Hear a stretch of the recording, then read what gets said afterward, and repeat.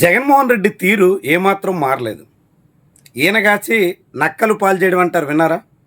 అంటే ఈనేటంత వరకు జాగ్రత్తగా కాపలా కాచి ఈయన తర్వాత నక్కలకు అప్పగించినట్టుగా జగన్మోహన్ రెడ్డి తీరు ఉంటుంది. ఆయన కష్టపడి కార్యక్రమం చేసి చివరిలో ఒక్క మాటతో మొత్తం వ్యవహారాన్ని డైవర్ట్ చేసేదానికి ఆస్కారం ఇస్తారు. చాలా విడ్డూరం. సుదీర్ఘ ప్రెస్ మీట్లు పెట్టినా కాకుంటే పరామర్శలు, వాదార్పులు, ఇతర పేర్లతో కార్యక్రమాలు నిర్వహించిన అన్నింట ఆయన తంతు ఇదే తీరునుంటుంది. తాజాగా వైజాగ్లో సముద్రంలో పడవ గల్లంతు కావడంతో ప్రమాదం నుంచి బయటపడ్డ చిన్న సహా 6 బాధిత కుటుంబ సభ్యుల్ని జగన్మోహన్ రెడ్డి పరామర్శించారు. ఆ సందర్భంగా ప్రతి కుటుంబానికి 7 లక్షల రూపాయల చొప్పున నష్టపరిహారం ప్రకటించారు. తమ ప్రభుత్వం అధికారంలోకి వస్తే ₹1 తగ్గకుండా పరిహారం అందిస్తామని చెప్పారు. ఇలా బాధిత కుటుంబానికి భరోసా కల్పించే ప్రయత్నంలో జగన్మోహన్ రెడ్డి తీవ్రంగా శ్రమించారు. చంద్రబాబు నాయుడు ముంబైలో పవన్ కళ్యాణ్ సర్జరీ చేయించుకుంటే హుటాహుటిన మంత్రులతో కలిసి ప్రత్యేక విమానంలో వెళ్ళి పరామర్శించి వచ్చారే కానీ విశాఖలో 6 ప్రాణాలు కోల్పోతే, సకాలంలో ప్రభుత్వం గాలింపు చర్యలు చేపట్టక గల్లంతైపోతే, ఆచూకీ కూడా దొరకని పరిస్థితి వస్తే వాళ్ళకి సంబంధించి వీసమెత్తు పరామర్శ కూడా చేయలేదు. పవన్ కళ్యాణ్ దగ్గరికి వెళ్ళడం నేరమేం కాదు, కానీ మరి మృతి చెందిన మత్స్యకారుల కుటుంబాలని పరామర్శించాల్సిన బాధ్యత లేదా? అంతకుముందు అదే వైజాగ్ స్టీల్ ప్లాంట్లో ప్రాణాలు కోల్పోయినటువంటి కుటుంబాలను కూడా ముఖ్యమంత్రి పరామర్శించడానికి పూనుకోలేదు. ఇప్పుడు కూడా మత్స్యకారుల్ని పరామర్శించడానికి చంద్రబాబుకి ఏమాత్రం తీరిక లేదన్నట్టుగా వ్యవహరించారు. ఇలాంటి సమయంలో జగన్మోహన్ రెడ్డి విపక్ష హోదాలో అక్కడికి వెళ్ళడం, బాధిత కుటుంబాలని పరామర్శించడం, తన పార్టీ తరపున అవసరమైనటువంటి సహాయాన్ని కూడా ప్రకటించడం, ఇదంతా ఎవరైనా హర్షించే విషయం. కానీ ఆ సందర్భంగా మీడియాతో మాట్లాడుతూ జగన్మోహన్ రెడ్డి అనవసర విషయాన్ని ప్రస్తావించడం ద్వారా ఇరుకుని పడ్డారు. ఇంకా చెప్పాలంటే ట్రోలర్స్కి అస్త్రంగా మారిపోయారు.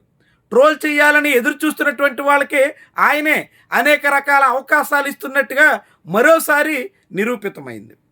ఇటీవల పలాస నుంచి గతంలో ప్రాతినిధ్యం వహించిన మాజీ మంత్రి సీదిరి అప్పలరాజు తనయుడు ఒక వ్యక్తి ప్రాణం కోల్పోవడానికి కారకుడయ్యారు. రాయల్ ఎన్ఫీల్డ్ బైక్ని రైడ్ చేస్తూ ఒక గొర్రెల కాపరిని ఢీకొట్టడంతో అక్కడికక్కడే ప్రాణాలు కోల్పోయిన పరిస్థితి ఏర్పడింది. ఈ ఘటనలో సీదిరి అప్పలరాజు తన కొడుకుని కాపాడేదానికోసం ఏకంగా ఆ బైక్ రైడర్ మరొకరు అన్నట్టుగా చిత్రీకరించే ప్రయత్నం చేసి చివరికి అడ్డంగా దొరికిపోయారు. సీసీ ఫుటేజ్ సాయంతో బైక్ రైడ్ చేసింది సీదిరి అప్పలరాజు తనయుడు ఆరవ్ వర్మ అనేటువంటి విషయం తేట తెల్లమైంది. దాంతో అతన్ని అరెస్ట్ చేశారు, రిమాండ్కి తరలించారు. అనేక రకాలుగా ఇప్పుడు దోషిగా నిలబడాల్సిన పరిస్థితిని కొని తెచ్చుకున్నారు.